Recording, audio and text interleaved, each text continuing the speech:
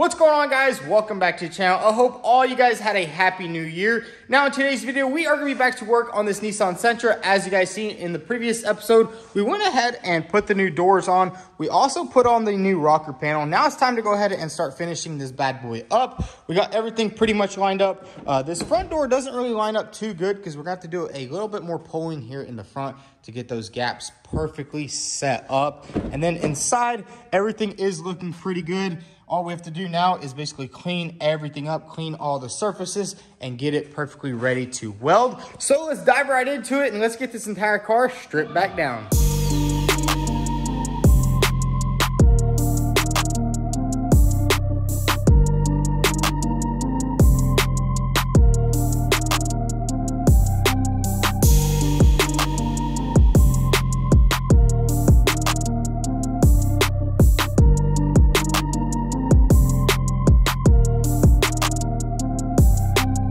So we got everything pretty much back off the car. Now it's time to go ahead and start prepping everything. We need to get rid of all of the seam sealer right there and basically all the seam sealer on this piece right here, because that's what's stopping a lot of this stuff going back together perfectly. And whenever you're doing like a big job like this, prepping is the most important part because it will show in the final results. So what I'm gonna do is go ahead and grab the wire wheel, start cleaning off this entire area right here, grab the grinder, smooth everything up, and pretty much get everything ready to go back on for one last time.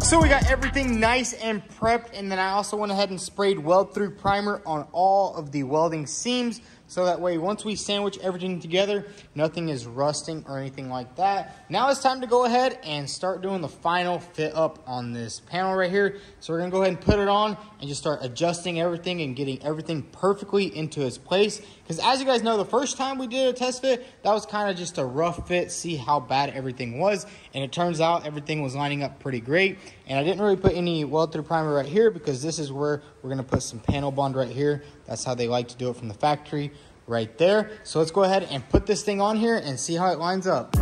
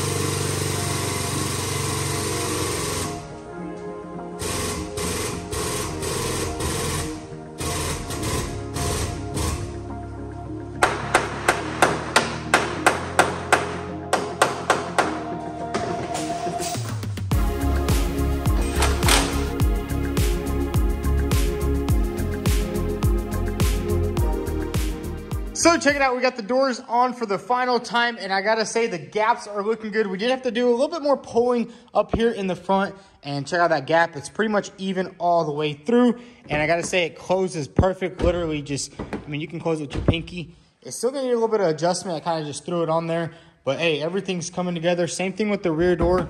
Basically just close it with your pinky. Well, not this pinky. You can probably see there's a little bit of stuff from that pinky on there.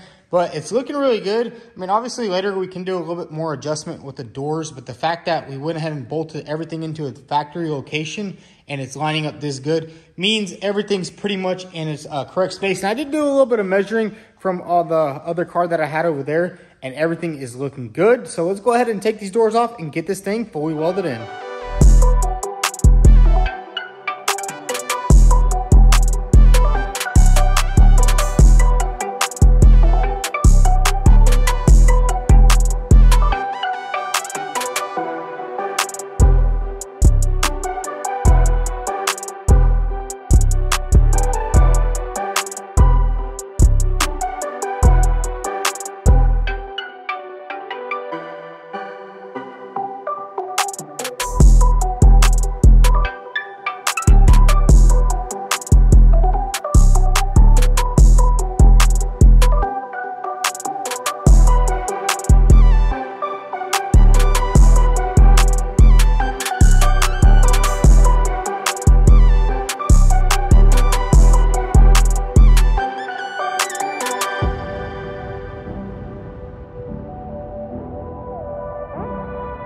So guys, check it out. We got everything nice and welded up, and look at that right there. It literally is only going to need a little bit of filler on all of the seams. I'm just so impressed with the way everything turned out there. Same thing with up here. We did have to cut this piece in 2 pieces right here because we did the inner splice. So we went ahead and welded this new piece on, and I got to say everything lined up perfectly. Literally a skim coat of Bondo, a skim coat of glaze, and this thing will be ready for paint. Same thing down there. Got all that nice and welded up. I did do a little bit of grinding. This ain't the final grind. I do need to get some new belts for my belt sander so we can get in all the cracks and crevices. And same thing in here. Got everything nice and welded up. And right there, also, we got a nice bead going on, welded fully solid all the way through. Now what we're gonna do is go ahead and throw on all the panels and do one last test fit before we take this thing off this little frame machine.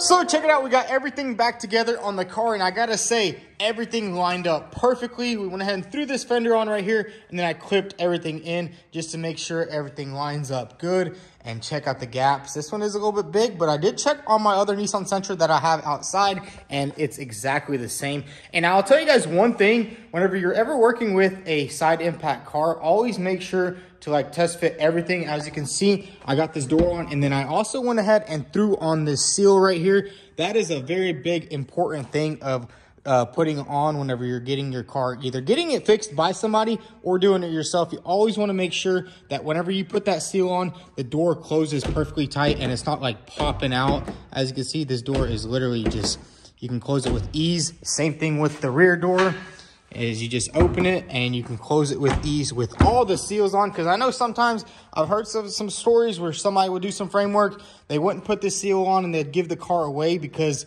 you know, they might have test fitted it and something didn't line up, and that's just a big no-no. But man, I gotta say, it looks freaking awesome.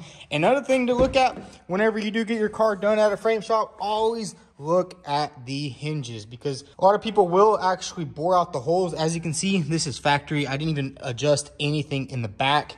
Look at that bolt right there, literally perfect. I did not mess with that, simply just unscrewed it right there, and everything lines up good, which is a pretty good sign that everything is in its original spot. Because usually if the frame is tweaked a little bit, you're not going to be able to get perfect gaps. You're not going to be able to line anything up, and that's just a big tell sign. But man, I am super happy with the way this car turned out. And another cool thing about getting a car wrecked in the side is there's really not much components you have to replace. As you can see on this car, we replaced 2 doors and this hinge pillar, and bam, the car is back to looking like a fully fixed car. The only thing we will have to do is Bondo that little area down there, do a little bit of body work over there, and give it a nice paint job. I'm so surprised on how well these two colors matched up, because this is a 2016 door and this is a 2019 door. I think there's a little bit of a difference, but you can't even tell. The difference of the paint match. And let's go to the back. I think there's like a little bit, this might be a little bit darker, or maybe it just needs a wash. We do need to wash my blood off there, because, you know, when you're doing frame work, you get cut up. Look at all that mess right there. We're going to have to do a big, nice cleanup, because I got to say, after grinding on this car, you just throw stuff on the ground. And man, this was a lot of work, but in reality, it wasn't really that much work. For a job like this, I'd probably charge a customer like $2,500 for about 4 days worth of work on a frame machine. That's actually pretty freaking good money on the frame machine, which, if you're looking to get into frame, obviously don't buy something that's this destroyed. I really only bought this car because, for one, it went for cheap, and for two, I had a parts car that was sitting in the back with exactly the same colors, so it kind of worked out perfectly. And I mean, all this car needs probably like a couple more days worth of work, get it sanded, get it painted. And that is it, guys. We got all the framework done on this car, and I just got a call from the Goon Squad boys, so we are gonna head over there and check out their smashed Urus. I think they already put it on the frame machine. They started tearing it apart, and they need a little bit of expertise. You know, I've been doing this for like 5 years, so I know my way around some of these cars. So let's head over there and see what's going on with them. So guys, we just made it to the Goon Squad garage, and now let's go ahead and check out this Lamborghini that we're gonna be working on. Check this thing out. There's Lamborghini parts everywhere. Yo, what's going on? What is happening, dude? Dude, this thing is insane. Man, it is just completely just torn apart. And you know what? It's going to get torn apart even more. It's going to look not, I mean, already it doesn't look like a Urus, but dude, once you're done with it, it's going to be crazy. Dude, that's man. Crazy. I mean, it kind of looks like the track hog damage, if we're being honest here. Yep, and it's exactly what we're probably going to change out. I think the same exact piece like the track hog. Which those are usually the toughest, man. The crazy thing about this car is a lot of this stuff on this car is aluminum and steel. It's like a combination. You don't really see that on much other cars. I think like Lamborghinis have it, and then like Audis do it a lot. Yeah, it's kind of interesting how it's all put together. Like, look at this. Even the dash, dude, on a couple, probably like 2 bolts. The dash is on 2 bolts. Came right out. That's freaking awesome. No, I'm kidding. It's probably on 200 bolts. Yeah, well, the actual dash is just like 2 bolts. And then look at the new pieces right here. We got to get this thing back together. Get it back on the road. We're going to take like this whole side right here. It's going to be pretty tough.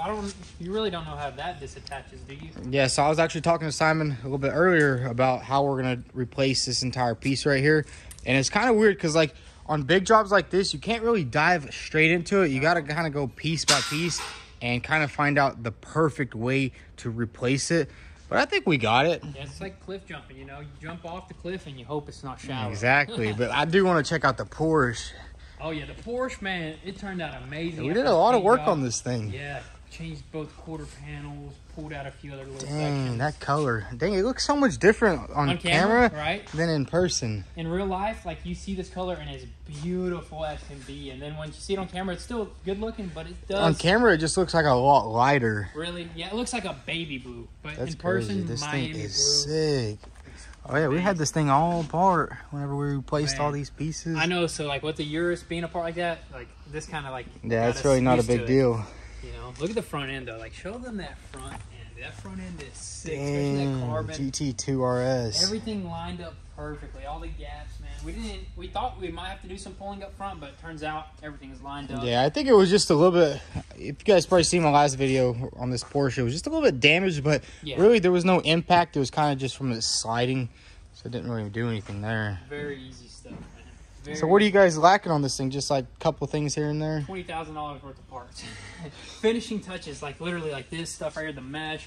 We got all this stuff ordered. It's just going to take a couple of months or weeks to get in because it comes from Germany. It's hard to get stuff for a GT2 RS. I mean, you can get aftermarket stuff, but we want original parts, at least for like the finishing touches. Yeah, it does look good. It's a good choice. Can't wait to rip this thing around, dude. Dude, I heard these cars are just insanely fast. That's what I heard, too. Especially with the all-wheel drive. Like, I was watching this one video, and they launched a Porsche like this 60 times back-to-back. No way. And, like, everything was perfectly fine. Wow. Like, some cars you launch a couple times, and you'll snap something, but 60 times back-to-back. That's how insane Porsches are. But anyways, guys, we're going to have to get back to work on this Urus right here. and get this thing set up properly, because it's destroyed. It is. But you know what? This ain't the most destroyed one we'll get. We'll get more and more destroyed stuff for you to work on. Hey, I mean, this ain't even that bad, actually. It's really just like, you know, a couple pieces. The average person that doesn't work on cars, hearing you say that, is probably like, yeah. What are you talking about? Like, I've seen worse. I'd say the Trackhawk was a bit worse. It probably was, yeah, but... Because, see, this car, it was just like... It kind of looks like it landed on its side somehow. Yeah, the impact wasn't as much, I guess, on the side, but it just, like, the way that it's built makes it a little bit more... Yeah, with the aluminum and panel bond and everything is just... It's so much different. Like, these are all rivets, and then you have areas where it goes to steel. Like, right here. This is aluminum. This is steel. And then you have those rivets right there. Let me test out this riveter right here. Do we need this part? Nope. Yeah, that's a nice rivet gun. $260. Oh, dang. That's the most... But I'll tell you what, dude, rivet guns, if you get cheap ones, they break so easy. Dude, that looks stout. Yeah, those are going to be perfect for everything. Wow. This right here, guys, is going to be on the road before you know. What, about a month. After that. I mean, after we do all the framework and weld everything up, probably it's really just paint and spray. Paint and spray, not much body work. The way that we're doing it, literally. Yeah. See, the cool thing is, look, there's no welding on any of these panels. Everything is just rivets, just like that. So there's no splicing. I mean, if you did splice something in, then yeah, you'd have to do some body work. But yeah, everything's just riveted on. And then one of the weirdest things I've ever seen is right here inside, it kind of just folds in instead of spot welds or even rivets over there. Yeah, it's basically just like literally a flap. But the panel bond is what really holds this. Look how light this is, dude. That's insane. Like, look, you can literally lift the entire quarter panel up with one finger. Lift it like right here. It's like 20 Coke cans. Dude, that is crazy. That's why these suckers are so fast. They're so light. But they're so heavy at the same time, you know what I mean? Well, yeah, because it's a big old SUV. But anyways, guys, we are going to get back to work on this Urus. So I probably won't be posting any other videos at my shop for now. I think we're going to knock out this car and then get it back on the road. Ain't that right? Let's get that thing right. But anyways, if y'all enjoyed this video, go ahead and hit that subscribe button. Also follow us on Instagram at VTune. Thanks for watching.